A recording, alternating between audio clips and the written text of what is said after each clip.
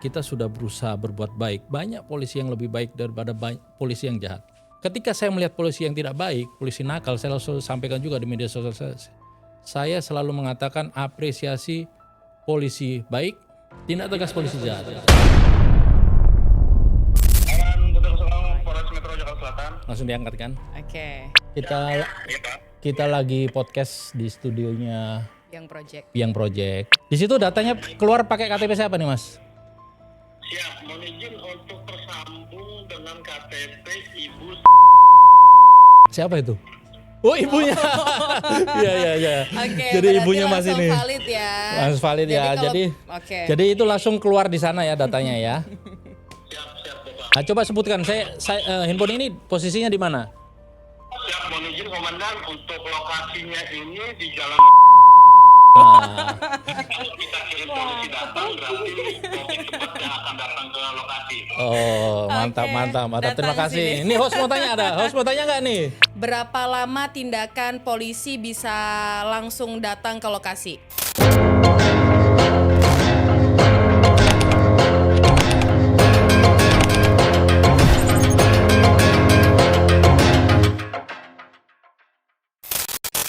Mengapa banyak di ruang publik polisi justru dipersepsikan begitu jauh dari masyarakat? Bukankah seharusnya polisi sebagai pengayom masyarakat menjadi garda terdepan? Apa yang salah sebenarnya? Sering kita mendengar istilah oknum, instansi yang bermasalah atau apa. Hari ini Meja Rakyat kita kedatangan salah satu tamu yang mungkin bisa menjadi satu aktor untuk kita berdialog lebih panjang.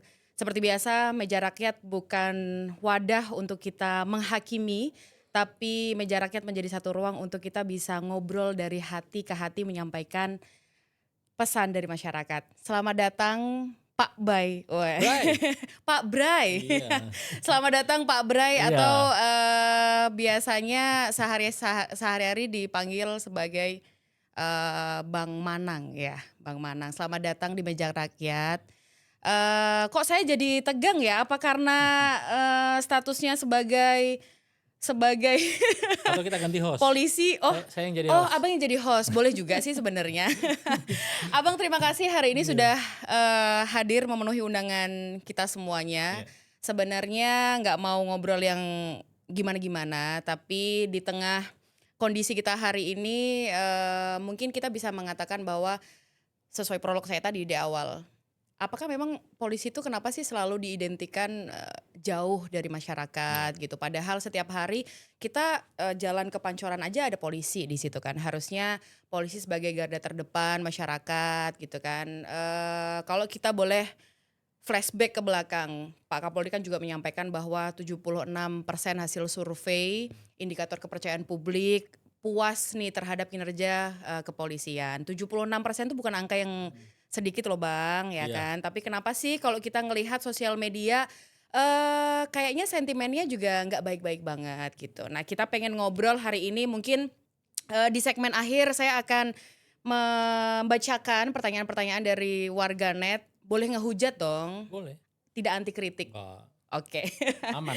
Bang Manang, tapi saya ingin mengawali ini dari perbincangan yang santai dulu deh. Kemarin saya ngelihat di salah satu podcast, nanti boleh kita uji coba lagi ya. Di salah satu podcast Bang Manang menelpon call center di kepolisian. Katanya sih fast respon, selalu tanggap. Tapi banyak komentar warganet yang justru mengatakan, oh ya pasti diangkat karena pas itu Bang Manang kan menyampaikan memperkenalkan diri lebih tepatnya, jabatan dan lain sebagainya. Terus klarifikasi nih, coba warganet dicek apakah ketika telepon saya menyebutkan memperkenalkan nama dulu atau diangkat dulu. Boleh nggak sih di awal kita coba dulu? Kemarin itu ada podcast saya sama Om Deddy itu. Ya di situ kita tes dan itu nggak ada rencana, nggak ada konsep awal. Oke. Tiba-tiba aja Om Deddy bilang masalah apa waktu itu saya lupa. Udah, kalau gitu kita tes ini. Kita punya program namanya 110 saya bilang. Pakai handphone saya atau handphone lu saya bilang gitu kan. Oke. Udah, masa handphone gua katanya. Ya udah, kalau gitu handphone gua aku bilang gitu kan. Habis itu kita coba pakai handphone ini. Kita pakai handphone ini. Langsung kita tes 110. Jadi sistemnya 110 itu dia akan mendeteksi ID penelpon secara otomatis. Oke. Jadi di dalam layar operator itu akan muncul KTP kita. Jadi akan muncul identitas kita. Oh, pantas dong. Berarti Abang nggak perlu memperkenalkan diri. Harusnya sudah ada nggak perlu. KTP. Harusnya nggak perlu karena kenapa saya harus mengatakan menyebutkan nama saya? Karena kita ngetes. Oke. Nanti kalau nggak dipikirnya kita iseng. Ya. Jadi saya harus menjelaskan kenapa saya menelpon kan. Oh, oke. Ah. Tapi bisa nggak sih kita tes lagi, Bang? Bisa. Pakai handphone siapa? Kan Ya, muncul Boleh mau KTP-nya. pakai handphonenya siapa yang Boleh ada di dicoba sini nggak? boleh. Boleh coba dulu nggak? Tapi nanti kalau polisi datang ke sini gimana? Kita mau ngomong apa?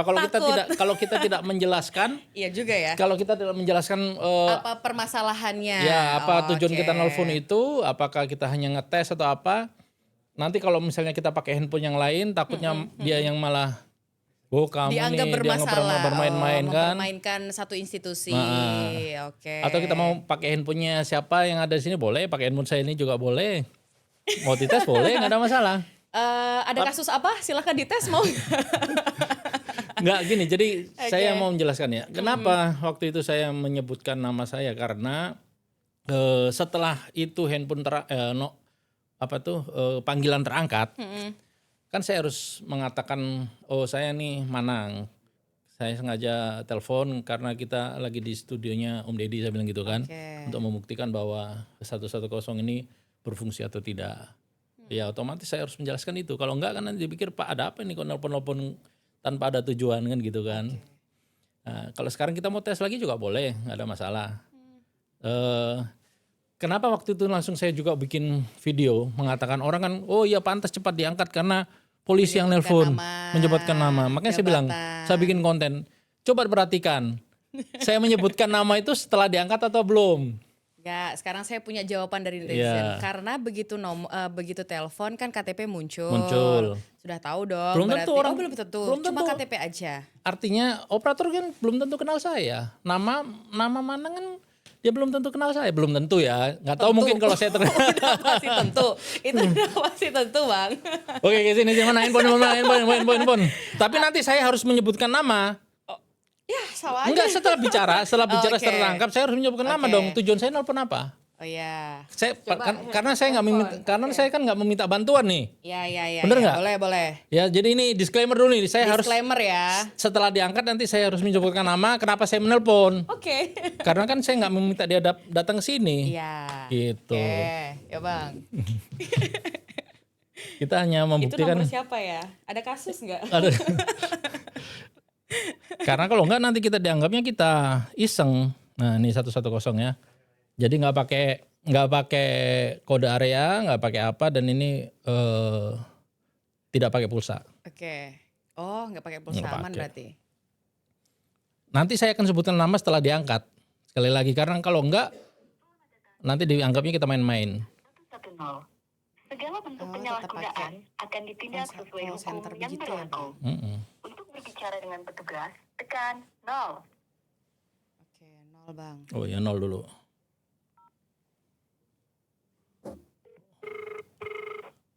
Nanti saya harus sebut. Awan Kota Solong, Polres Metro Jakarta Selatan. Langsung diangkat kan? Oke. Mas, selamat malam. Saya pakai handphonenya orang lain di sini. Saya perkenalkan diri ya, maksudnya saya Pak Manang, Kombes Pol Manang. Kita lagi podcast di studionya Yang project. Project. Saya Kombes Pol Manang dari Itwasum Polri. Ini kita mau lagi tes fungsi 110 saja, apakah nyambung dengan baik. Di situ datanya keluar pakai KTP siapa nih Mas? Siap, mohon izin untuk tersambung dengan KTP Ibu. Siapa itu? Oh ibunya. Iya. Oke, Jadi berarti ibunya Mas langsung ini. valid ya. Langsung valid ya. Oke. Jadi itu langsung keluar di sana ya datanya ya. Siap Bapak, mohon izin. Mungkin pernah lihat video saya kan waktu itu sama Deddy Kobuser kan? Siap Komandan, mohon izin. Karena saya sengaja nggak pakai handphone saya, nanti dianggapnya netizen rekayasa kita, gitu kan? Iya. Mohon izin ke call center 110, Polres Jakarta Selatan, mohon izin. Oke, jadi fungsi 110 ini bisa nggak Mas dijelaskan seperti apa? Mohon izin untuk fungsi-fungsi 110, mohon izin menjelaskan bahwa bila ada laporan dari masyarakat, entah itu aduan kriminalitas ataupun gangguan keamanan, bisa hubungi ke kami, lalu kami nanti akan kirim polisi untuk datang ke lokasi. Mohon izin Komandan. Oke, jadi 110 ini di mana area terdekat dari lokasi handphone ini ya? Siap Komandan. Coba sebutkan, handphone ini posisinya di mana? Siap, mohon izin Komandan, untuk lokasinya ini di Jalan. Kalau kita kirim polisi datang, berarti polisi cepat yang akan datang ke lokasi. Oh, mantap, Oke, mantap. Terima datang kasih. sini. Ini host mau tanya ada? Host mau tanya nggak nih? Nih. Mas, kira-kira kalau misalkan ada perkara atau kasus gitu ya yang butuh respon cepat, berapa lama tindakan polisi bisa langsung datang ke lokasi? Mohon izin Ibu untuk waktu kecepatannya kita optimalkan, kita upayakan secepatnya datang ke lokasi, kemungkinan 5-10 menit. Oke. Izin, siap. Tergantung Siap, jarak juga karena ya. jaraknya juga sudah disesuaikan ya. Oke. Terima kasih Mas. Selamat bertugas kembali. Terima kasih Mas. Maaf mengganggu. Maaf mengganggu ya. Terima kasih. Yuk. Siap, kemudian mohon izin, siap. Ayo, siapa yang mau nyinyir Oke. lagi? Saya tanya. Siapa yang mau nyinyir? Ini pakai handphonenya orang ini. Kau polisi bukan? Ini bukan polisi nih. Langsung diangkat ya handphonenya. 1 kali dering ya. Oke. Kenapa saya harus nyebutkan nama? Ya kan harus menjelaskan. Iya, apa Kita kendalanya? tujuannya ini nggak boleh iseng kan? Siap. Ini nggak boleh iseng. Saya jadi gayanya kayak Ini Mas. saya gayanya kayak mas-mas itu. Siap, Ya, mohon izin. Nggak boleh iseng. Jadi 110 itu bukan telepon yang bisa dipakai mainan. Karena semua orang membutuhkan. Ketika ada keadaan darurat, kalau kita iseng ke nomor telepon tersebut, nanti orang yang membutuhkan akan kesulitan mendapatkan pelayanan dari 110. Oke. Terjawab ya? Siap. Saya jadi siap mohon izin. Bang, oke. Artinya kan secara fasilitas dan juga apa ya layanan publik ya yang sudah diberikan nih kan sudah ada nih. Artinya seharusnya masyarakat sudah tidak risau lagi. Misalkan ada kendala atau kriminalitas dan lain sebagainya. Tapi ini kita bukan ngomong kosong ya Bang ya. Tapi masyarakat masih beranggapan bahwa ketika ada perkara, kasus, istilahnya masyarakat masih beranggapan bahwa no viral no justice. Jadi ketika itu tidak masuk dalam platform sosial media, kemudian tidak ada penanganan yang signifikan yang dilakukan oleh pihak kepolisian. Ada jawaban dari sini, saya nggak mau menjawab. Ada. Jadi gini, ya memang tidak semua laporan polisi itu bisa cepat dilayani karena kan setiap permasalahan itu pasti ada proses. Oke.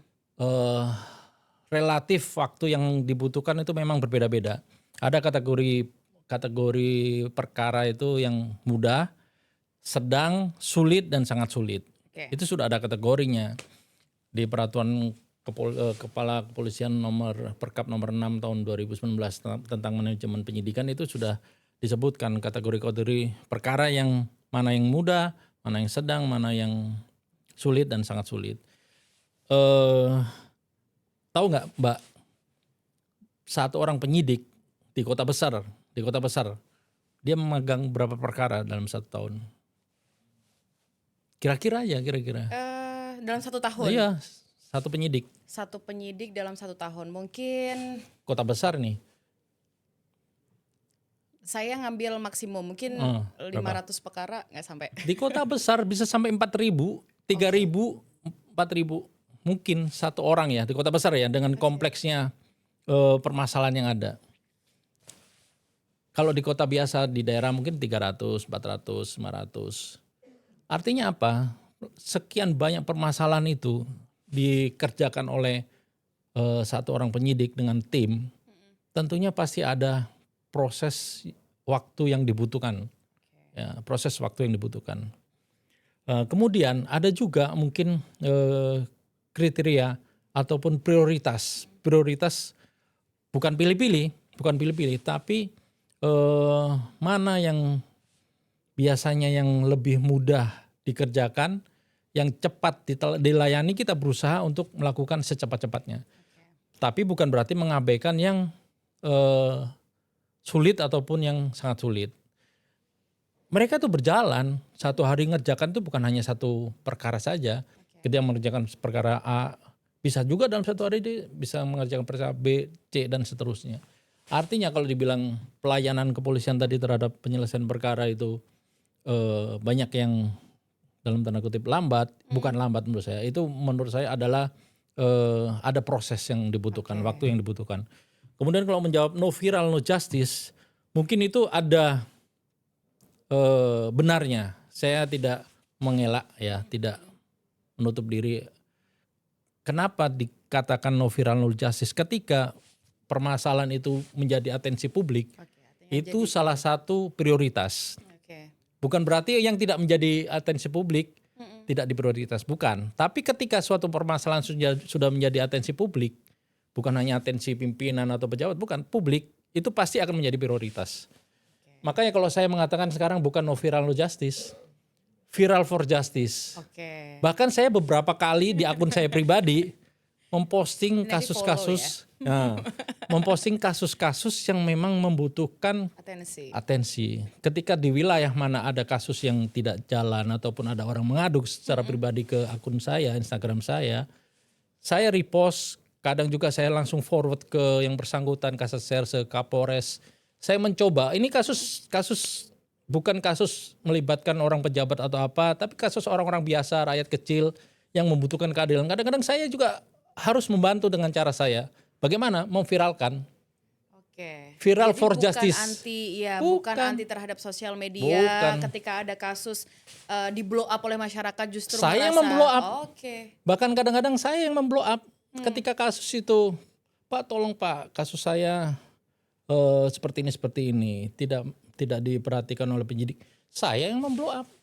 Makanya saya bilang, saya yang mengatakan bukan no viral no justice, saya bilang viral for justice. Jadi itu artinya memang betul ketika itu menjadi atensi publik, perhatian publik, kadang-kadang itu akan harus menjadi prioritas dari penyidik untuk segera menyelesaikan. Itu salah satu cara saya untuk membantu masyarakat saat ini. Tapi tidak semua tidak semua bisa saya bantu. Percaya nggak kalau DM saya buka sekarang, DM saya mau cek nanti berapa banyak orang yang mau minta bantuan ke saya. Tenang aja netizen, saya akan mengecek sendiri. DM. Artinya ya lagi-lagi mungkin kalau masyarakat tuh menganggap memang kita harus effort dulu ya untuk memviralkan baru penanganan, dan mungkin ada yang beranggapan bahwa ya untuk viral tuh kan juga kadang nggak mudah. Ada kasus yang mungkin bisa menjadi perhatian publik, ada yang tidak. Artinya Bang, ketika Abang menyampaikan nggak apa-apa viral for justice itu oke gitu, tapi dalam case lain kan mungkin ada banyak masyarakat yang secara keterbatasan sosial media dan lain sebagainya. Ya kepada siapa sih sebenarnya mereka bergantung? Makanya gitu tadi saya sebutkan, saya jelaskan di awal tadi bahwa penyidik kita menangani suatu perkara itu tidak hanya satu, ratusan sampai ribuan. Makanya bukan mengabaikan kasus-kasus yang lain, bukan. Mereka juga punya prioritas. Prioritas artinya bukan memilih, bukan siapa yang melapor, bukan siapa yang dilaporkan, bukan. Tapi kadang-kadang penyidik juga yang mana sih yang bisa kita kerjakan tuntas dulu. Itu akan menjadi kita ada namanya crime clearance. Ketika suatu penyidik dia menangani suatu perkara, dia memiliki total perkara yang ditangani namanya crime total, dia tingkat penyelesaiannya itu tidak baik, itu akan menjadi penilaian kinerja buat penyidik tersebut. Makanya penyidik pasti bukan memilih ya, sekali lagi bukan memilih, bukan mencari-cari, bukan. Karena mana yang bisa dikerjakan, yang cepat selesai, yang buktinya jelas, yang tersangkanya jelas, prosesnya lebih mudah, itu kemungkinan akan cepat selesai. Perkara-perkara kenapa yang lain tidak selesai itu mungkin membutuhkan waktu karena untuk melakukan pembuktian. Jadi jangan sampai yang kita takutkan misalkan ya Bang, ada diabaikan, kasus salah tangkap karena prosesnya dikejar cepat, misalkan bisa kayak jadi. gitu kan. Karena membuktikan suatu peristiwa pidana itu tidak mudah. Ya. Mudah, kadang tidak. Bisa mudah, bisa tidak. Makanya tapi membutuhkan ketelitian, membutuhkan kecermatan, semua bagaimana proses unsur pidananya harus terpenuhi. Artinya ya bukan kita mau memaklumi ya Bang ya, bukan memaklumi, tapi ya mungkin kita bisa melihat lah mana. Ya. Ini saya takut yang diserang netizen nih kok. Wah, nggak apa-apa. Oke. Kalau mau netizen mau nanya-nanya langsung ke akun saya juga boleh. Saya jawab Ya semua udah. itu. Nanti follow, kirimkan DM. Nanti kalau tidak dibaca, tidak balas, lapor ke Biang Project. Kita bikin layanan pengaduan tidak Komen dijawab aja di wall, DM-nya. komen Oke. di wall, di wallnya. Kalau itu mah naikin engagement. Saya baca, saya baca itu pasti. Oke Bang, tapi sebagai anggota ya, Ya. sebagai anggota polisi gitu. Udah berapa tahun sih Bang jadi anggota Saya polisi? 25 tahun. 25 tahun. Apa 26 tahun kritikan tahun ini. paling mendasar? Ya mungkin dari lingkup keluarga atau tetangga. Saya kira juga mereka tidak menutup mata, mungkin tidak membuka sosial media dan lain sebagainya. Apa kritikan yang paling menyakitkan gitu ketika melihat ya institusi kepolisian, Secara pribadi, maksudnya institusi saya, bukan ya diri institusi saya. atau mungkin sama Abang lah Saya misalkan. bukan keluarga polisi, satu-satunya Oke. jadi polisi saya. Dan itu cita-cita saya sejak kecil. Masih kecil itu Jadi ngelihat, semua orang mendukung Abang jadi polisi. enggak juga. Itu pilihan saya sendiri Oke. waktu itu. Jadi ceritanya gini, saya kecil itu nggak jauh dari rumah saya itu banyak orang main judi. Ya main judi di desa di Jawa Timur sana. Saya paling nggak suka. Saya lemparin, saya mungkin waktu itu SD atau SD kalau nggak salah. Saya lemparin. Wah sampai saya orang itu kenapa keluarga saya sampai ditanyain anakmu kenapa itu ngelempar. Saya nggak suka aja. Nah semenjak itu saya pengen jadi polisi. Saya mendaftar polisi itu tahun 98 ya 98. Dan waktu itu nggak bisa memilih matra. Waktu itu masih akabri saya. Akabri itu 4 angkatan kita masih dalam abri kan waktu itu. Darat, laut, udara, polisi itu kita nggak bisa milih. Saya daftarnya akabri. Nah ketika wawancara terakhir saya ditanya sama tim penilai itu, kamu cocoknya masuk waktu itu angkatan darat. Saya bilang, karena saya cita-cita saya jadi polisi, saya nggak mau. Saya mengundurkan diri Pak. Loh kamu ngundurin diri, kamu nggak bisa masuk lagi nih, orang pengen banyak masuk ini. Ya Pak, terus kamu kemana? Saya sudah dapat banyak beasiswa Pak, di mana-mana saya bilang. Memang jadi saya nggak khawatir. Sombong sejak dini ya. Nah, semuanya. Oke. Jadi karena saya bilang saya nggak mau, akhirnya ketika dilihat nilai saya nomor 1. Oke. Nomor 1 se-Indonesia saya waktu itu 98. Sombong sejak dini. Nah, Oke, akhirnya lanjut, oke lah kamu masuk polisi ya, masuk polisi. Kembali tadi, bagaimana melihat kritikan ataupun tadi Mbak tanya orang-orang sekitar saya. Iya, apa kritikan yang paling menyayat hati melihat ya Eh, lembaga polisi? Kalau saya melihat dari keluarga saya tentunya nggak ada kritikan ya, mereka sangat suka mendukung. Karena Tapi kalau keluarganya anggota dengan masyarakat, saya sangat banyak melihat kritikan itu. Kenapa saya aktif di media sosial dan kritikan itu kadang kan kita lihatnya malah justru di media sosial. Ya. Kalau ketemu gini mana ada berani orang kritik polisi? Lebih ke nggak berani Bang. Nggak berani kan? Tapi kalau Saya di media aja sosial nggak berani kan? Tapi kalau di media sosial kan orang ngomong apa aja bisa. Makanya saya mungkin karena saya aktif di media sosial saya paling banyak melihat kritikan. Nah, ketika saya melihat kritikan itu, perasaan saya tentunya sedih. Oke. Yang pertama sedih. Saya bukan nggak terima, tapi saya sedih. Sedihnya kenapa? Kita ini sebenarnya kita sudah berusaha berbuat baik. Banyak polisi yang lebih baik daripada polisi yang jahat. Saya pastikan itu. Anggota kita 500.000, hampir 500.000 orang anggota Polri itu. Yang bermasalah itu nggak sampai 2.000 orang. Berapa persen itu? Ya kan? Walaupun itu dibilang salah juga, penegak hukum kok masih bermasalah. Nah, artinya gini, masyarakat juga harus fair dong. Masih banyak polisi-polisi baik yang bekerja dengan tulus dan itu banyak kok di media sosial juga kok terlihat dan bahkan saya juga banyak mempromosikan itu. Kita itu masih banyak yang baik, tapi tidak mengabaikan yang tidak baik. Ketika saya melihat polisi yang tidak baik, polisi nakal, saya selalu sampaikan juga di media sosial saya selalu mengatakan apresiasi polisi baik, tindak tegas polisi jahat.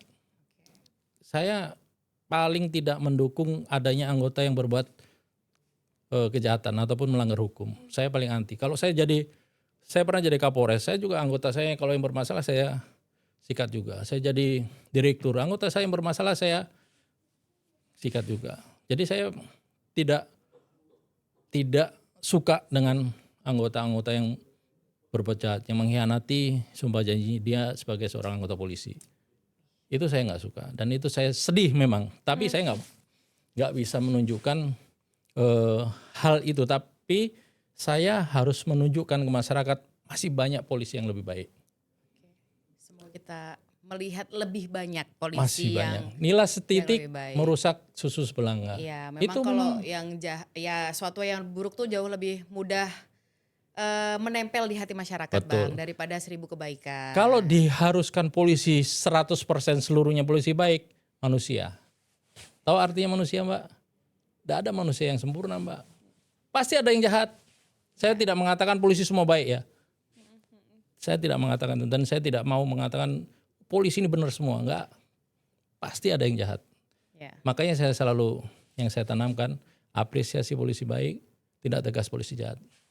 Oke, artinya masyarakat juga boleh ya, Bang, ya, Boleh. memantau. Loh, itu yang turut, kita bahkan mungkin wajib, Wajib. ketika sekarang mungkin tadi Abang menyampaikan kalau bertemu tatap muka gini, mana orang berani mengkritik, pasti gemetar duluan lah ya. Iya. Entah itu karena apapun gitu. Ya mungkin sekarang mediumnya ada sosial media, gunakan yang baik. Tadi Abang menyampaikan bahwa kita nggak anti kritik kok, justru karena ada medium ini silahkan memberikan satu kritik dan lain sebagainya. Tapi ini saya mau ngangkat topik yang agak serius, tapi kita santai aja, Bang, ya. Iya. Saya yang jadi yang takut nih.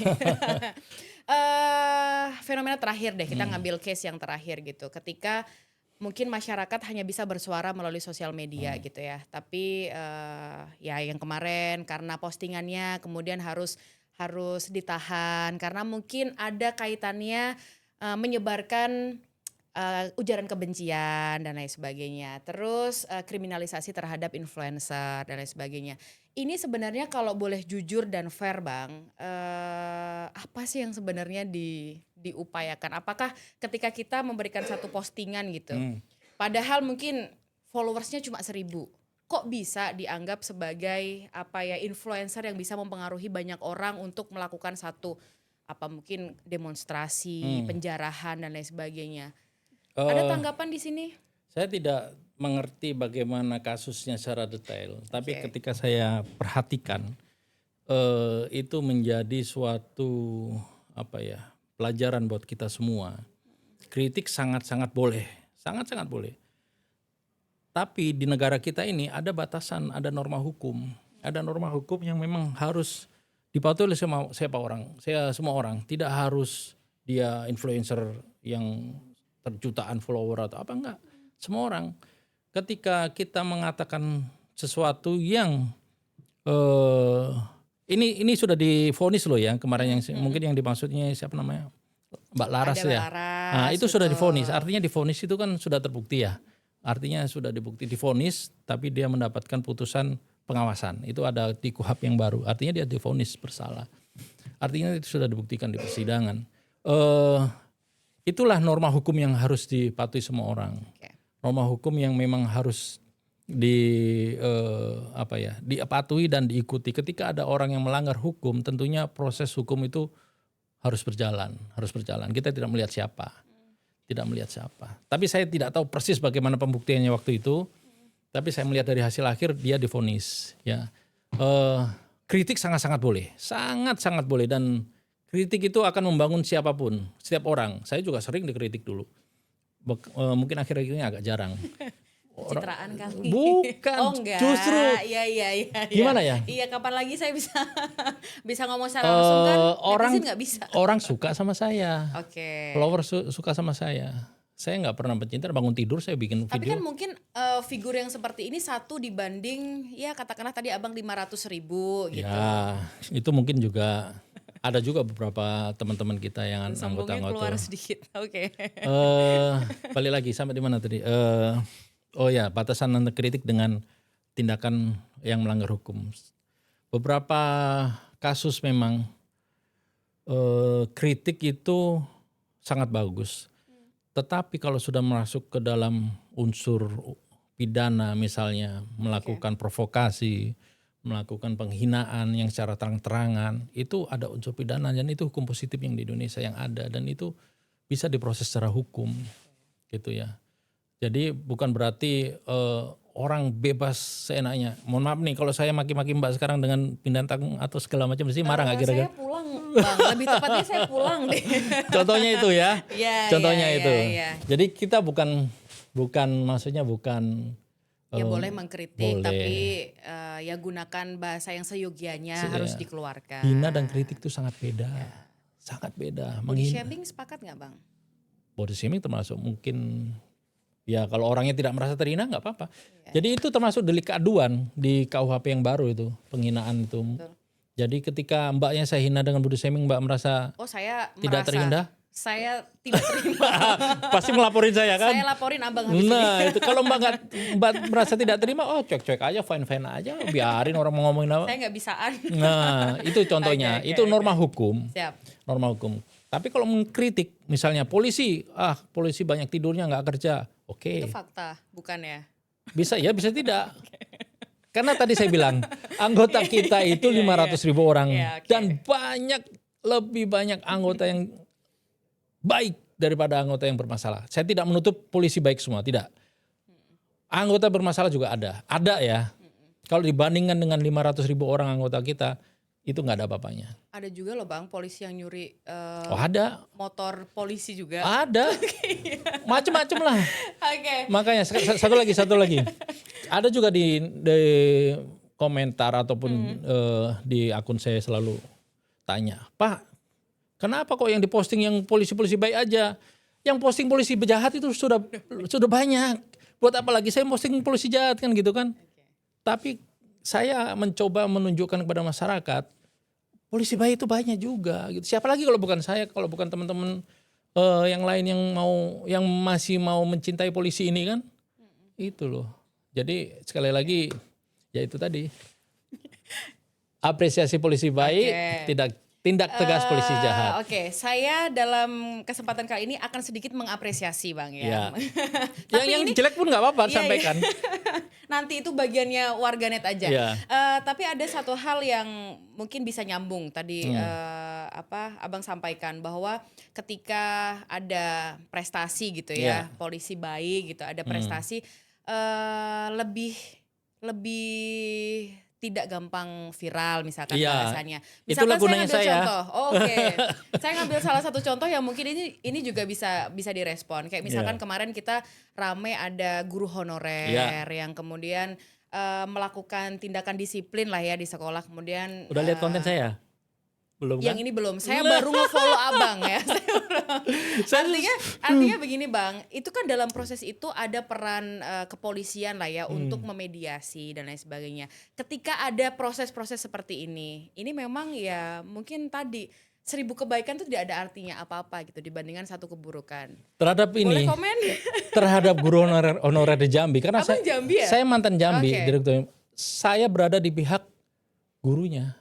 Bahkan saya mengkritiki penyidiknya. Boleh dicek nanti di konten saya. Saya mengkritisi penyidiknya. Saya mengkritisi di media sosial saya dan cukup viral. Saya mengkritisi penyidiknya.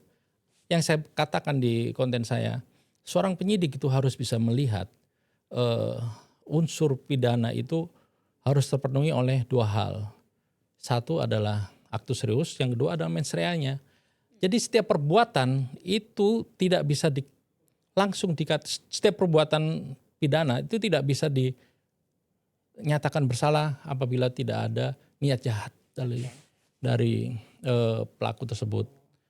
Artinya gini, saya analisa proses laporan ini dari tahun 2025 Januari sampai kemarin Januari, hampir 1 tahun.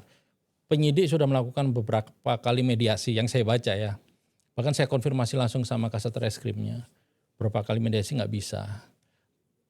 Tapi penyidik akhirnya memutuskan untuk tetap melanjutkan perkara ini karena tidak ketemu, difasilitasi oleh sekolah, PGRI, Polres dan mungkin perangkat di sana semua. Nggak ketemu, penyidik mau nggak mau harus melanjutkan perkara itu. Tapi di sini saya kritisi penyidik ini, Anda tidak dalam menggali niat jahat dari guru tersebut. Di konten saya sebutkan itu, saya berada di pihak gurunya. Kenapa? Untuk membuktikan seorang pelaku ini berbuat jahat. Karena harus 2 tadi, ada perbuatan dan ada niat jahat. Polisi ini tidak membuktikan niat jahat dari guru tersebut. Dia hanya melakukan pemeriksaan guru sebelum melakukan pemotongan rambut, kemudian menampar siswanya, udah selesai sampai situ. Kalau itu terbukti perbuatannya ada. Tapi kalau dia mendalami sikap batin dari guru tersebut, mungkin itu tidak akan berlanjut. Bagaimana cara membuktikannya? Gampang, tanya sama gurunya, Bu, tujuan Ibu waktu itu memukul untuk apa? Dia melakukan pembinaan, Pak, karena dia memaki ke saya. Saya nggak sengaja, ataupun saya spontan refleks menampar 1 kali. Itu satu. Kemudian apa akibat dari tamparan itu bisa kelihatan. Kalau penyidik belum yakin lagi, bisa menggunakan keterangan ahli forensik, psikologi forensik namanya. Itu bisa menggali niat batin seseorang dalam melakukan perbuatan itu apa. Itu saya kritisi di konten saya.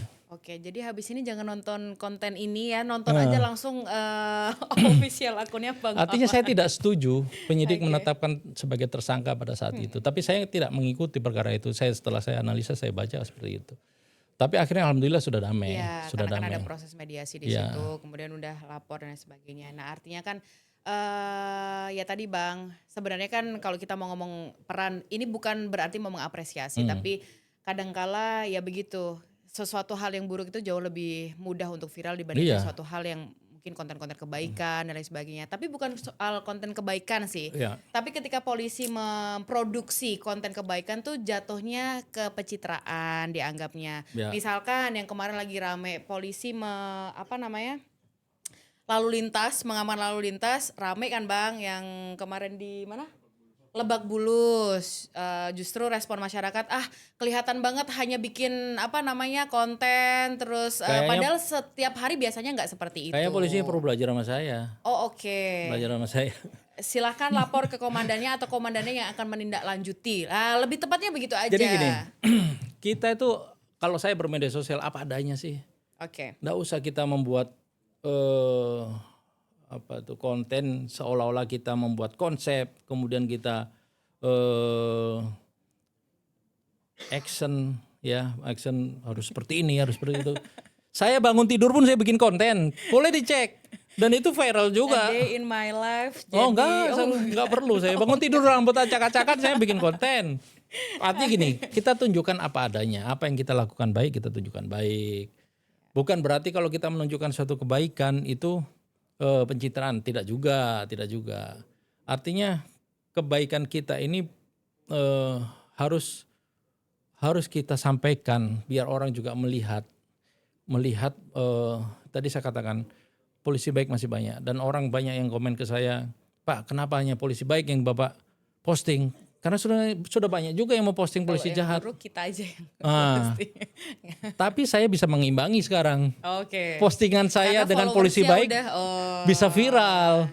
Iya, apresiasi habis ini. Oke, Abang, 5 menit terakhir kurang saya lah. ingin mau panjang sampai pagi. 5 menit terakhir saya akan membacakan komentar dari netizen. Kalau Abang nggak sempat buka DM, saya akan rangkumkan pertanyaan-pertanyaan dari warganet yang mungkin agak sedikit pedas, tapi karena tadi statementnya di awal sudah tidak anti kritik, jadi ya dia ngambilnya di mana, akun siapa. Oke, kalau nanti dari akun hater, kalau dari akun hater ya pasti negatif. Kalau lihat di akun saya justru nggak apa-apa. Iya nggak apa-apa. Kalau di akun Abang kan buzzernya yang baik kan? Sorry. Bukan. Enggak. Saya enggak. tidak pakai buzzer. 1000% no buzzer. Oke. Gini, mau ngetesnya boleh. Nanti saya posting konten, pakai akun asli ya tapi ya. Oke. Akunnya siapa saya? Iya. Mbaknya komen negatif di akun saya. Ayo kita tes. Saya nggak mau komen. Habis itu ribuan DM masuk pasti.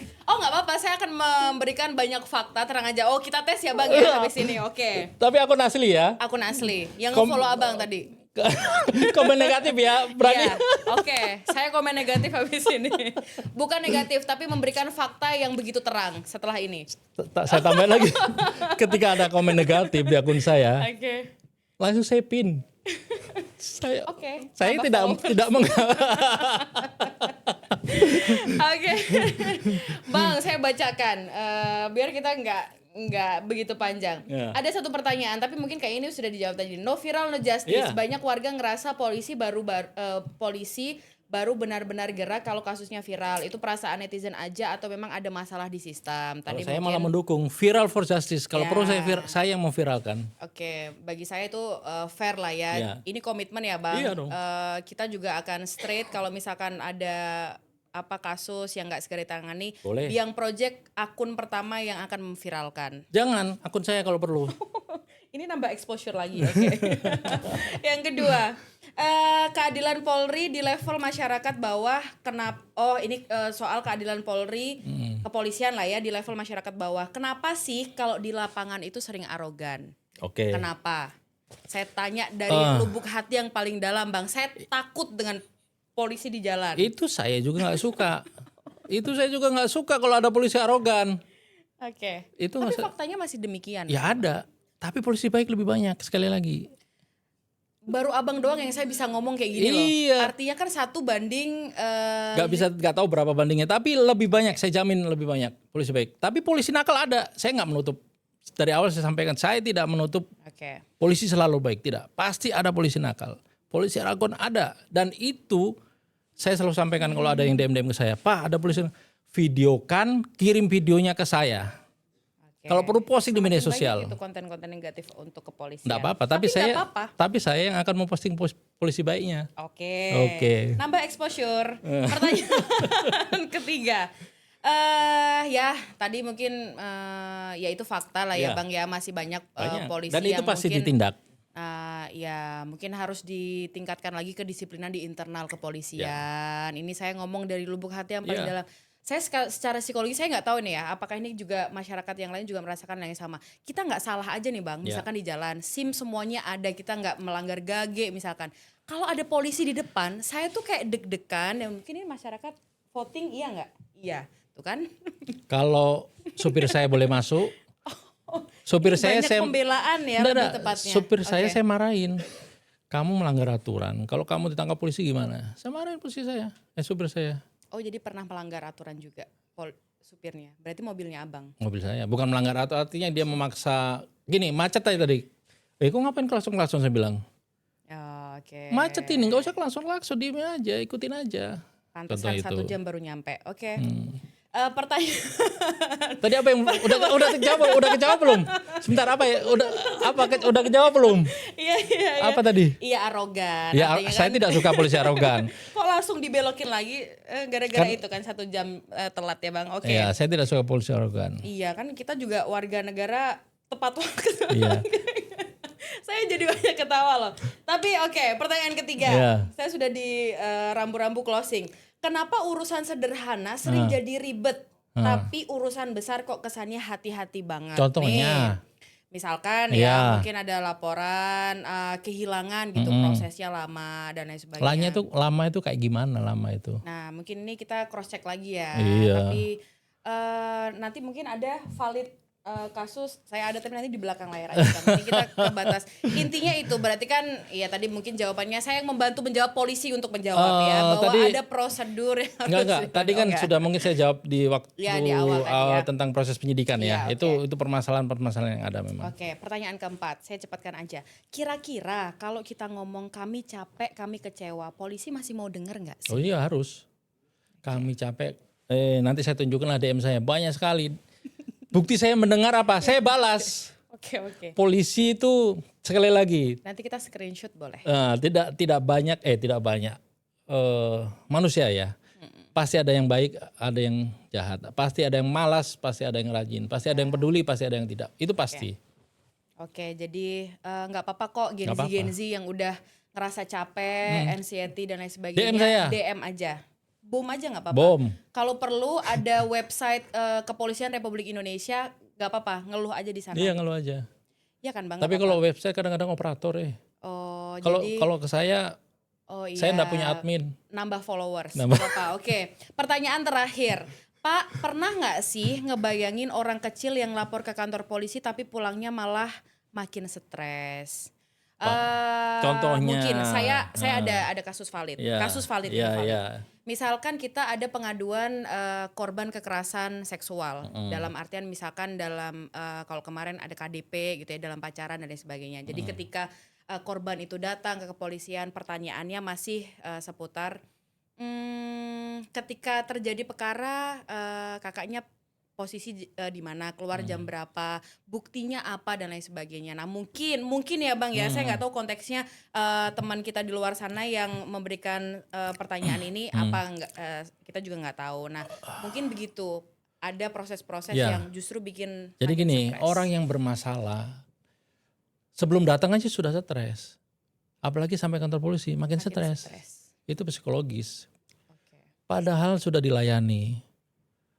Mungkin ada juga petugas kita yang tidak melakukan pelayanan dengan baik. Mungkin. Itu tidak saya elak juga. Tidak memberikan empati kepada korban. Misalnya orang datang melapor. Saya kasih contoh malah ini. Baru kemarin saya kan di inspektorat. Saya di inspektorat di pengawasan ya seluruh Indonesia. Orang datang habis dirampok. Ada bekas siletnya. Datang ke kantor polisi. Tidak dilayani Bang, malah ditanya macam-macam segala macam. Itu saya lakukan pemeriksaan kemarin. Padahal dia sudah Pak, ini saya sudah berdarah segala macam. Itu saya cek kemarin, saya pas kebetulan ada permasalahan. Itu masih ada, memang saya akui masih ada. Tapi sekali lagi psikologis orang korban belum datang ke kantor polisi sudah stres. Sudah ada beban mental kan. Datang ke kantor polisi mungkin dilayani normal saja, normal sesuai prosedur, dianggapnya lambat-lambat. Padahal prosedurnya seperti itu.